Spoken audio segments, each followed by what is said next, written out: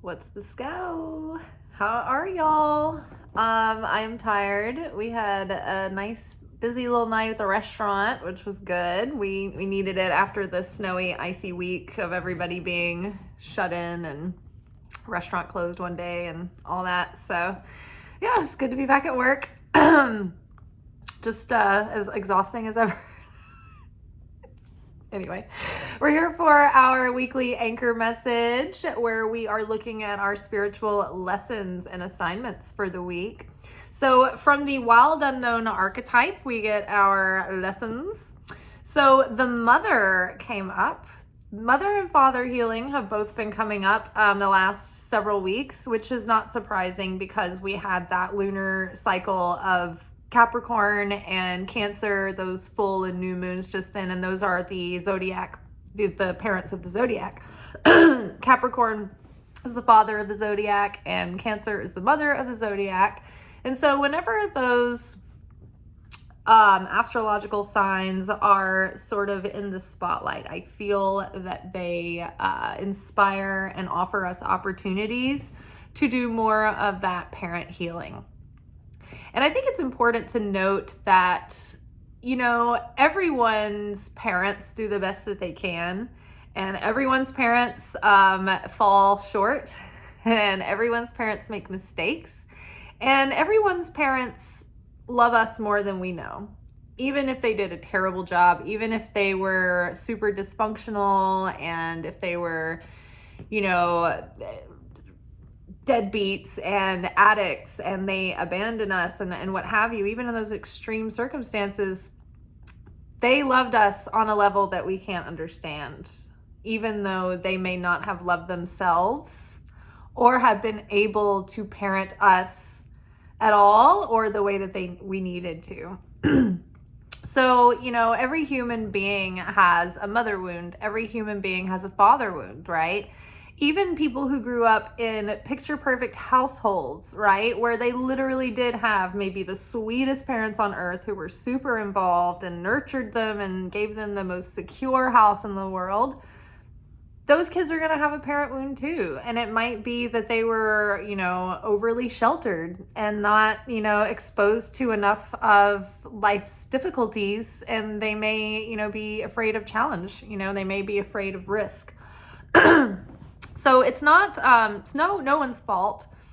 When we are in the spirit world before we incarnate on earth, one of the things that we decide as souls, because we come here, life after life, working through our tikkun.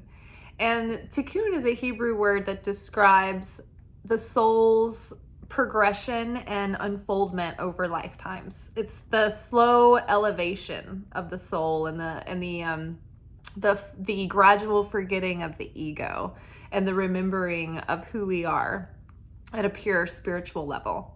And so in every lifetime, we have a process that we go through. We have a whole lifetime where we go through cycles of lessons and things in order to bring the, governing forces within us and the different aspects of our personality. We're bringing these things into balance, right? We are transcending and healing our negativity, and we are revealing more of our positivity and more of our potential. And with every lifetime, hopefully our soul becomes more and more like the light of the Creator, right? And we elevate and we ascend. And so we have assignments already in a workbook of our soul that we're going to need to do over a lifetime before we come to earth. And so there are certain things that we decide before we come here that will help us, that will help provoke our weaknesses just the right way in order to strengthen them. And they'll give us a way to, hone in and fine tune our strengths and use those. And so we choose where we're going to live, where we're going to grow up, who our parents are going to be, who our siblings are going to be, who the school bully is going to be, right? Who our, first love is going to be. Like, we pick these people that play a role. We play roles for each other. And so, sometimes we're sent here to provoke one another in certain ways. And sometimes we're sent here to nurture each other. And it's a lot of times a mixed bag, right? So, every single person, every soul on earth, part of their archetypal journey, part of an aspect of that journey is to have, multi-dimensional and complex relationships with their parents. That, the parent has to wrestle with their relationship with the kids, and, the things that provokes in the parent, and the challenges that gives to the parent. And then also the kids have certain things that bring out the best attributes of the parent, and vice versa with each other. And so we're all driving each other insane. And so everyone, no one gets out of it. Everyone has a mother wound. Everyone has a father wound. Every mother, is going to be the first one to tell you that they're not perfect, but they're not going to want to hear about the mistakes they made. And so is the father. So I think it's good to just every now and then, let's all agree that we're not blaming the parents. We're just, this is an archetypal journey we all have to do. Okay. So I think that because the mother card had the King of Cups come underneath it, I feel that in a way this is addressing both of our mother and father. It's like your mother and father love you more than you can know. So right now it's like kind of coming to accept that, even if it's difficult to believe, so that we can move forward healing this wound, or these archetypal wounds, in order to shift our destiny and really claim more of our potential and not be kind of stuck going around in these same circles. Because our parent wounds are very core level wounds that have branch off consequences and I guess symptoms as a result of them. So they affect a lot of the things, or most of the things, that we perceive and think and do, and the way we feel about ourselves and the way that we act in the world, right? So, it's a journey to try to get to the bottom of what's been sort of programmed into us by default, and what's really us truly underneath all those layers that we can get rid of, right? And so, mother was followed by the orphan, followed by the mentor. So there's something about healing this inner child wound. It's like we're reparenting ourselves this week. And there's some part of us that's like the inner child is carrying around a sense of abandonment. And more than likely, this is manifesting in layers. So there's a sense of abandonment when it comes to the mother and the father, probably, but some aspect of being left out in the cold. Maybe you didn't feel understood or really appreciated by one or both of your parents. Maybe they wanted you to be this version of this child that they had in their mind that wasn't you at all. And so you felt emotionally abandoned by them. Maybe they were both workaholics and you didn't have anyone around to nurture you and care for you emotionally, right? So you were emotionally abandoned. Maybe you had parents who were young and, maybe addicted, and they neglected you. And so maybe you felt physically abandoned, even though they may have been present through your life, they weren't really present the way that they needed to be. So that there's different levels of abandonment and perceived abandonment. And so, there might be feelings of not having that connection, or having your parent fall short when you needed them, or they weren't there when you needed them. And then it left this deep resonating wound in you, where you took on this low level, unconscious mindset of I'm being abandoned. I've been abandoned, or I need to abandon myself to appease everyone and suppress my needs so that I don't cause too much of a fuss, because I don't want to be abandoned for being too much trouble, right? So then it's there's the perceived or literal abandonment feeling or wound from the parents. And then there's the self-inflicted abandonment wound, and it starts as these defense mechanisms when we're very young children, and then it just becomes this learned behavior. And then we get to a point in our adulthood or our adolescence, at some point when our soul just starts scratching at the walls inside of us and is like, hey, you've completely shut me out. And I don't know who is like running the ship up there, but it's some kind of like robot person that's not genuine, it's not authentic. So your soul is desperately trying to express itself, and so your personality becomes angry because you're like, you feel resentful, you feel like you've had to suppress your real personality to appease everyone else. And so you're angry at everyone else, you're angry at the world, and you're angry at yourself, and you don't even realize it until at some point you're like, I've been abandoning myself. Right? And sometimes we do that many times we do that in romantic relationships. That becomes a codependent pattern that we repeat from home, is that we end up, wanting to people please.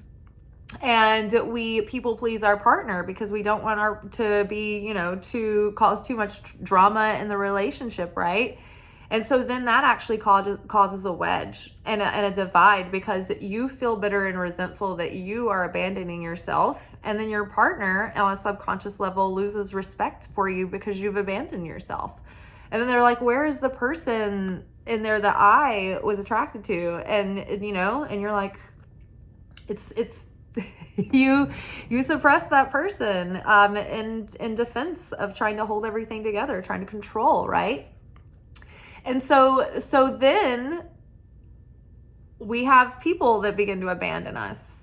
We perceive that they're abandoning us, right? Because then it's like, oh, well, as I'm abandoning myself in this relationship, my relationship's falling apart. And then one day my partner leaves me, and it's like, oh, here I am in this repeating cycle again. I felt abandoned by my parents. I never wanted to feel that feeling again. I didn't want to face actual abandonment, or I wanted to protect myself from actual abandonment again. So I did whatever it took. I bit myself into pretzels to make sure that I self-sacrificed and abandoned myself so that I wouldn't be left out in the cold, so that I could avoid being abandoned, which only was perpetuating the abandonment wound. And then because of that, the chemistry and relationship and esteem and attraction and respect fizzled out of the relationship due to a phenomenon called bread of shame. When you overgive to someone when they didn't earn it or it's inappropriate, it actually creates resentment on the part of the receiver. It's like it creates this icky feeling like, I can't keep receiving all of this. It's not right. It's not right for me to have this. And so it starts to make them feel the ick, and it makes you kind of want to push that person, that source of the giving away, because it's almost like you start to feel like this like negative attachment, these like strings attached to the giving. And it's that weird tension. It's that unconscious transactional quality that's there, that's underlying it. It's that vibrational signature.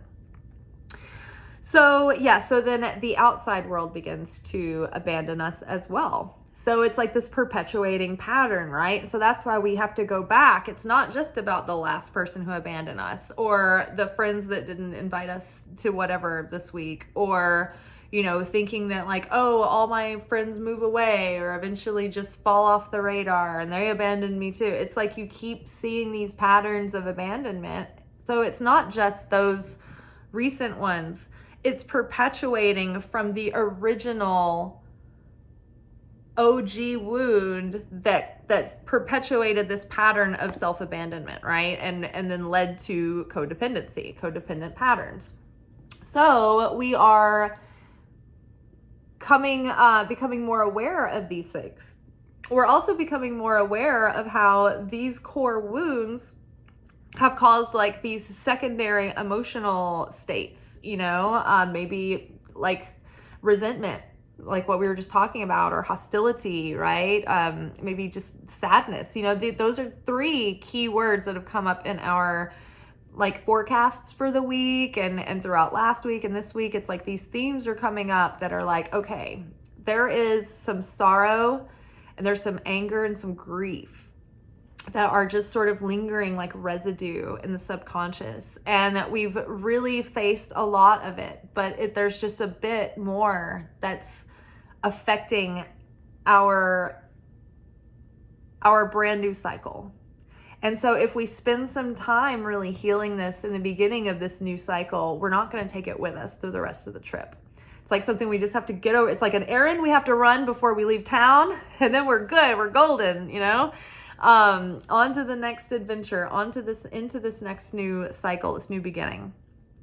So yeah, so there's this sense of abandonment. So we're healing this inner orphan. So the orphan is also an archetype that we all have within us, right? You know, we've got different archetypal personalities and symbols of characters within us. And so the orphan is that archetype. We're healing the orphan, we're healing the mother wound, and we're healing the father wound. But I feel like it's really focused more poignantly on mother healing right now.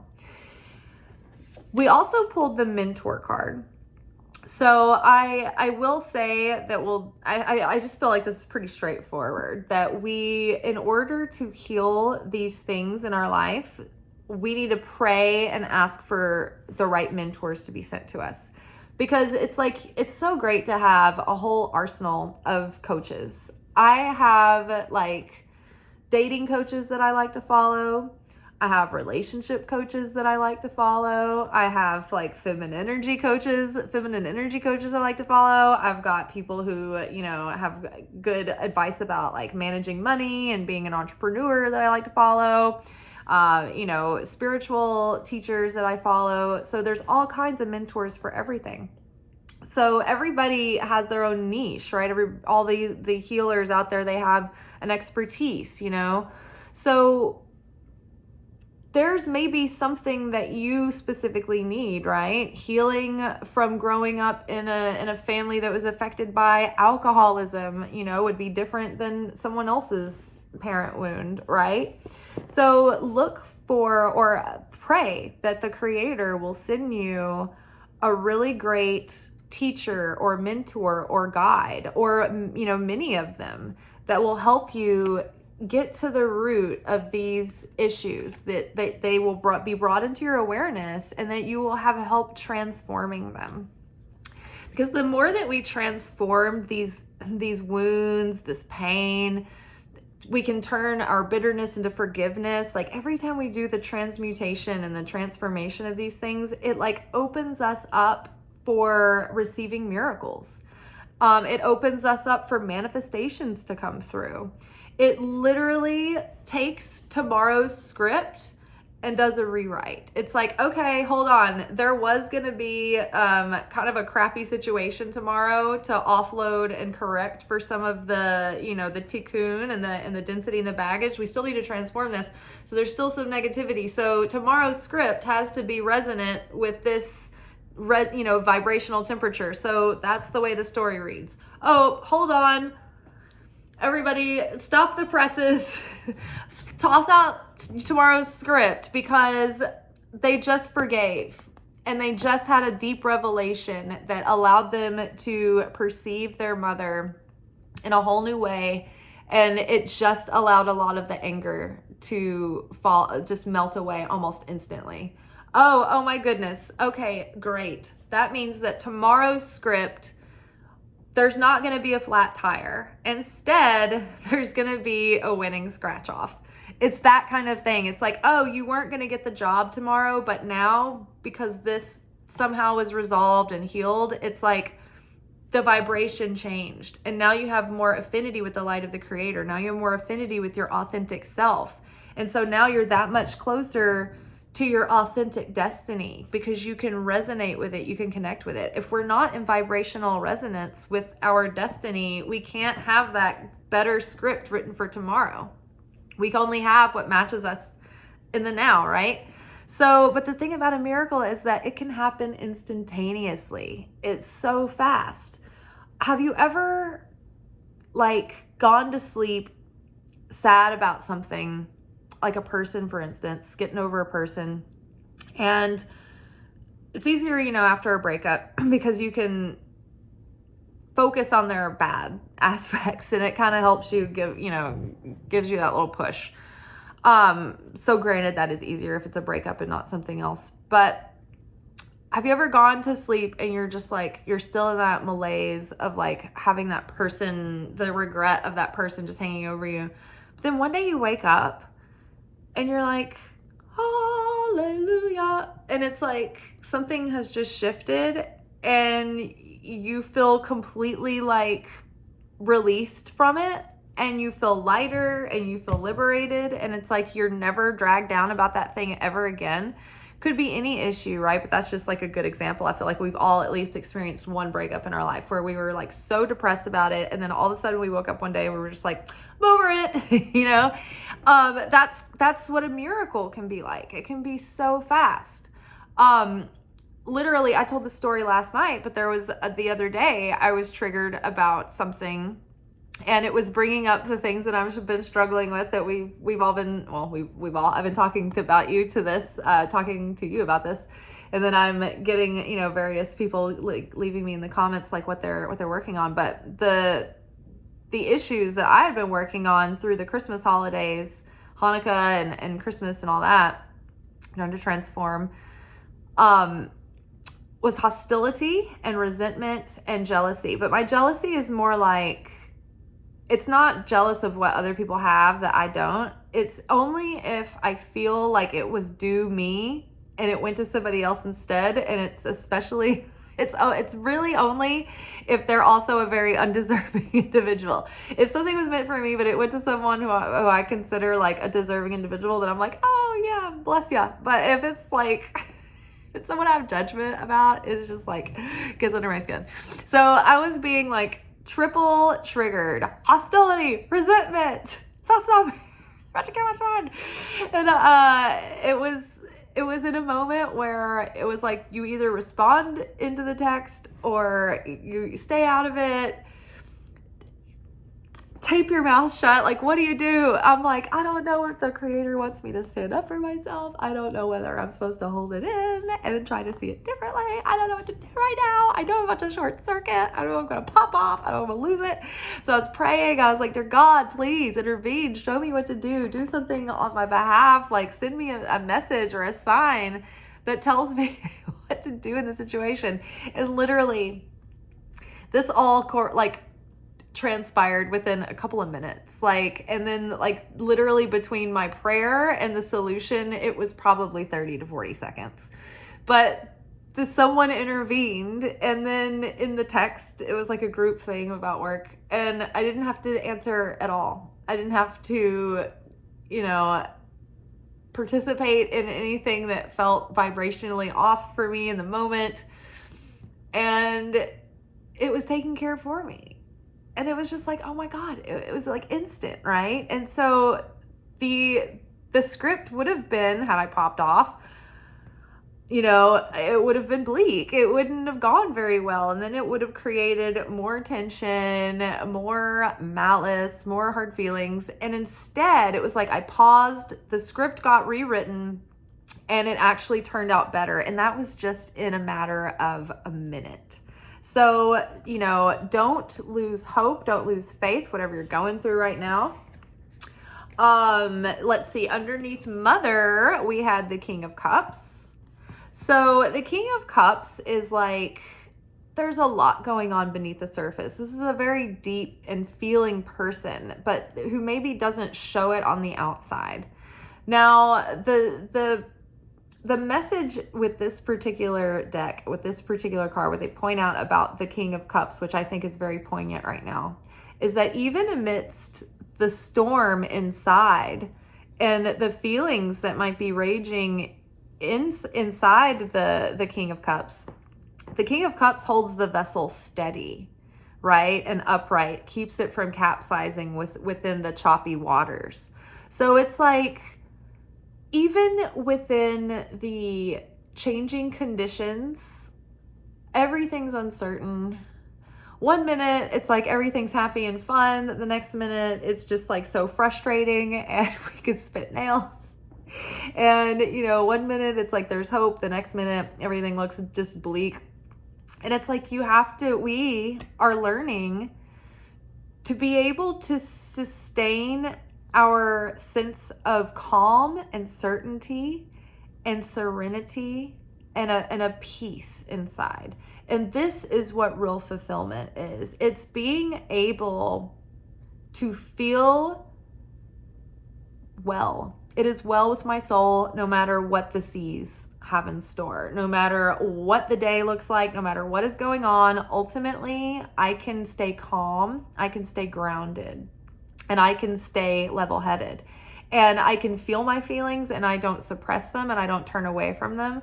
But at the same time, they don't control me. I don't lose control. I mean, I do sometimes, but like, I'm just saying for all of us, like, I'm not controlled by my feelings, or I don't make decisions based on my emotions, right? I know with wisdom and discernment, my emotions change, right? Conditions change. That's why I can't act when I'm emotional. I can't make a decision when I'm emotional. I can't make choices based on feelings and emotions. I can take those into account. I can, learn what they're telling me, but I need to make choices with my feelings and maybe in mind, but using my wisdom, my discernment, and my intuitive guidance from within, right? Where is God leading me? Where is Holy Spirit leading me? Because ultimately, I used to think that was going to be some terrible road that would lead me in a very unfulfilling direction that I would hate, it'd be boring, it wouldn't be as fun, it'd be really like stale and pious. That's not the case at all. If you obey God, like in the way that I'm talking about, and you follow that divine guidance, that is going to lead you to a life that is fulfilling to your soul. That is a life that you feel purposeful in, that you feel satisfied about, and that you feel an inner peace with. And at the end of the day, you can rest easy. And there's not like this nagging sense that there's somewhere you're supposed to be and you're not, It's like, thy kingdom come, thy will be done. It's that inner peace within. Now, we can manifest a whole lot of things in our life, maybe get all of our dreams, all of our dreams come true, but that can still happen without us feeling fulfillment. We can still feel like something's missing. Oh, I got everything I wanted. Why don't I feel the way that I want to feel? Why don't I, why am I not fulfilled? Why don't I feel purposeful? Right? It's because it's not the vessel that brings the feeling.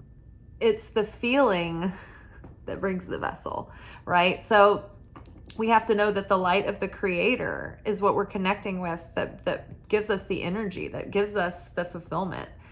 And the vessels come and go, they can change, right?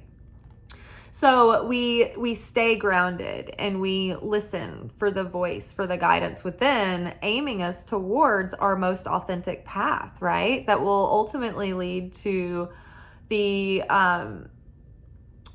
revealing of our ultimate potential, or greater and greater potential, right? And then ultimately will be the most fulfilling.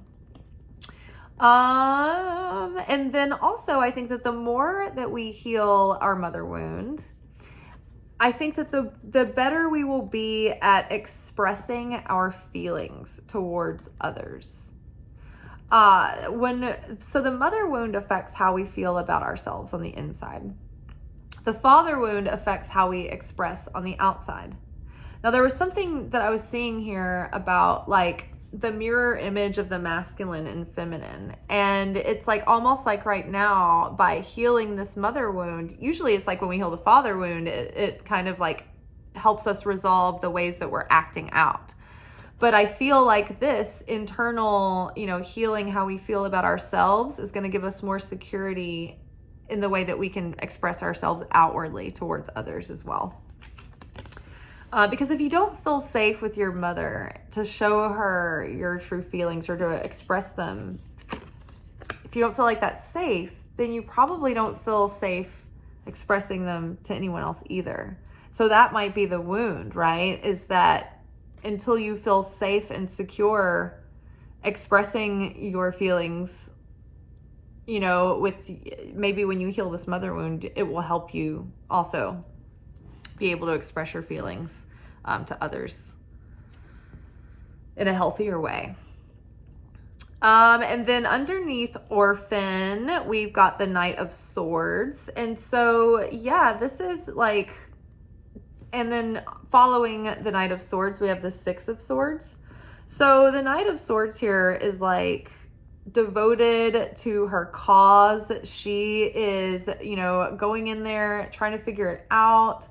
She's inspiring others by, her compelling way of, convincing other people. And so it's like taking the lead of your own life to see the benefit of just getting over the past and doing what needs to be done to move forward. I don't know if you can see the way that the cards are. Sometimes it's like a mirror image. But it's like, see, she's like moving on from this like stormy, like upset, right? And ready to go towards brighter, sunnier days. See that Paradise Island? The Six of Swords is calm after the storm. It's moving on from a difficult situation, moving on from conflict and upset. And then she's holding here this rope that's connected to the star, the star of healing and hope and dreams come true.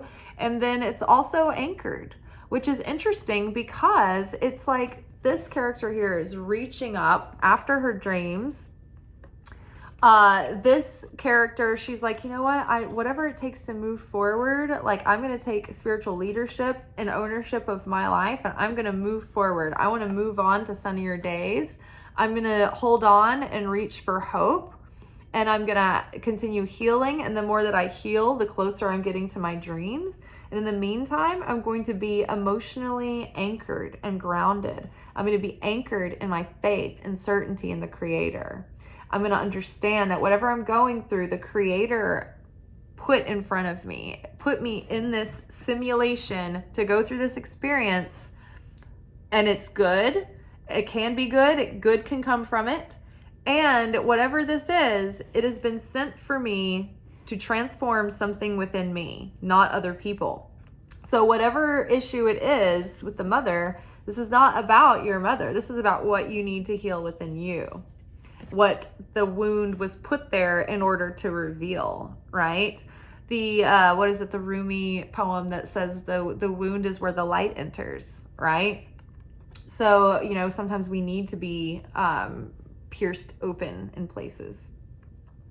So the determination to, move on past this sense of abandonment and this, feeling of being inflicted or victimized. And it's like, no, I'm moving forward towards healing. And if I need to, I'm going to search out a mentor or a coach or someone that can help me do this, that can help me resolve these issues and move towards my dreams, right? I would look into some healing people who, you resonate with, that can help you see your situation differently. And then maybe you stumble upon a couple of perfect coaches that help you in your niche of your dreams, moving the needle forward. Maybe, healing this thing with the mother wound is going to open up doors where the universe will send you ideas and inspiration and guidance in your dreams and in your goals, and they don't seem related, but like the mother wound affects your finances and your abundance, right? Because it ties into your self-worth. So healing the mother wound is actually going to help overcome some of the blocks that are keeping you from manifesting your goals and dreams. Anything else? I think that's it. Just our final card is Six of Swords. So this is, kind of getting over sadness and sorrow and being kind of in the blues, right? And moving on towards, sunnier days, brighter outlook, happier times, a lighter heart, with a greater promise and beautiful things waiting to unfold. All right, you guys, love your mothers and your fathers and yourselves. And we're reparenting our inner child. And, we go back, and what we do is, it's like nobody knows our inner child better than us, right? Or nobody can. And so it's up to us to get to know that inner child and get to understand that inner child's wounds. And so then in order to reparent that inner child, we have to get to know, okay, what is it as a child that you feel like you did not get? What needs were not met for you? Because those unmet needs are the desperate child in the subconscious that's like trying to drive us towards all the cravings that the child has, right? The child is trying to self-soothe. The child is trying to survive. The child wants candy. The child wants stimulus. The child wants shopping. The child wants boyfriend. The child wants girlfriend. The child wants, whoever. And so we need to stop and heal this child because the impulses of this child are in the driver's seat. And the child is like in the captain's seat. It's like, no, this is not, this should not be happening. But look back on your life and think, oh my God, did I choose that person or did child me choose that person? Did I choose that or did the child me? So think about that. So it's worth healing this child before we go into this new cycle and have the child in control. So we're reparenting this child, and as an adult now, it's up to us to give that child structure and security and stability and discipline and say, you know what? Are you doing all that you need to do to make sure to fulfill your potential? Are you make sure to eat your broccoli, go to bed, it's time to go to bed, floss your teeth, get in, did you pay your taxes? Don't eat that, don't go there. Don't fuck that. Stop it. Heal the inner child. It will stop perpetuating the chaos, right? We need to heal that first, and then everything else will be so much more alleviated.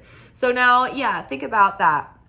Not just the, structure and stability, but were you not, did no one give you any care or compassion or empathy as a child, right? Did you have kind of a pair of parents that might have been cold and distant or caught up in their own drama, and they weren't very warm and intimately involved with you? They just were I don't know. I mean, depending on when you grew up, parents they didn't care about the intricacies of what was going on with their children. It was just we were thrown out in the yard and drank out a hose, and you're the center of your parents' world, but from a distance. Like the dog they like. Nowadays, everybody's so precious about their children, and everyone gets a good say, and everyone's opinions are respected and has a voice at the table. But depending on when you grew up, that might not have been true. So you may have felt very neglected emotionally as a child, and so maybe you need to learn how to meet those needs for yourself now as an adult. The thing is, when you're an adult meeting your emotional needs, the answer is not to go run around and try to find people to meet your emotional needs. And it's not to get into relationships and then tell this person ad nauseum, hey, this is my needs. I need you to meet these. These are my boundaries. These are my needs. These are my needs. It's if it's not working out, then that person, you can't keep projecting that on them. We don't want to take from the vessel. To soothe our emotional needs, we need to directly connect to creator, to source, and fill your tank that way, because that is sustainable source. That is the ultimate source.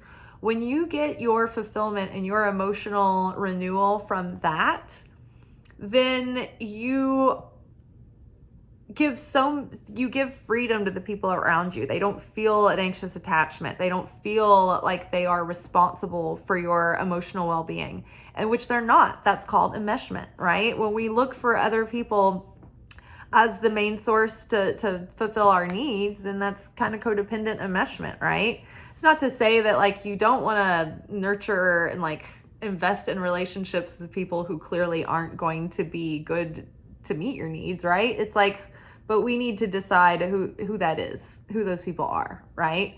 And choose people who are equipped to satisfy our needs, or to, it's it's not their job to satisfy our needs. You need to satisfy your own. But you know what I mean? Like you end up, once you satisfy your own, it's easier to practice discipline in choosing the right person that is compatible with you, that doesn't leave you feeling deprived or depleted. Or like, for instance, there are people who suffer from intimacy anorexia, where they withhold, right? So that's like a different situation. It's like you're being starved of things and your needs are being withheld from you.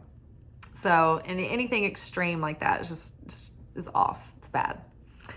All right, y'all, I'm going to start talking in circles now. And I was trying to stop talking sooner because now we're at 40 minutes and I'm so sorry. And I will try to make it shorter, as I always say. Never happens. Ciao.